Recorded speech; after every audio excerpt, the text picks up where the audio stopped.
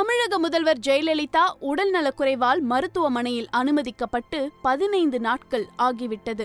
ஜெயலலிதாவிற்கு என்ன ஆச்சு, எப்படி இருக்கிறார் என்பதை எதிர்பார்த்து தமிழகமே காத்திருந்தாலும் குழப்பங்கள் மட்டுமே அதற்கு பதிலாக கிடைத்து வருகிறது. இத்தனை நாட்கள் கடந்த பின்னரும் மருத்துவமனையில் இருக்கும் ஜெயலலிதாவை அவரது இரத்த சொந்தங்கள் யாரும் சந்திக்கவில்லை. சசிகலா மற்றும் அவரது குடும்பத்தினரின் கட்டுப்பாட்டிலேயே ஜெயலலிதா உள்ளார் என்ற தகவல்கள் வெளியாகும் இந்த வேளையில் அத்தையை சந்திக்க என்னை அனுமதிக்க மறுத்துவிட்டனர்.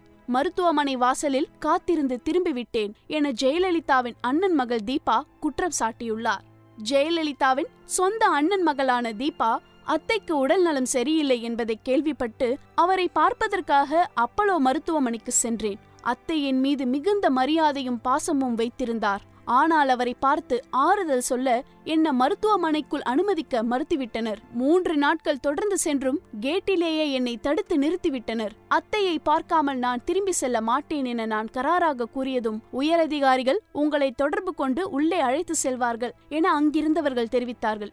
ஆனால் இதுவரை என்னை யாரும் தொடர்பு கொள்ளவில்லை என புலம்பியுள்ளார். சென்னையில் வசித்து வரும் தீபா ஆங்கில இலக்கியம் மற்றும் இதழியல் படித்துள்ளார். இவரது சகோதரர் ரியல் எஸ்டேட் நிறுவனம் ஒன்றினை நடத்தி வருகிறார். 1995 என் அப்பா இறந்தபோது எங்கள் வீட்டுக்கு அத்தை வந்தார். அதன் பிறகு அவரை சந்திக்க முடியவில்லை. 2012 எனது அம்மா நோயால் பாதிக்கப்பட்டு உயிருக்கு போராடி கொண்டிருந்த போது கூட எங்களால் அத்தையை தொடர்பு கொள்ள முடியவில்லை.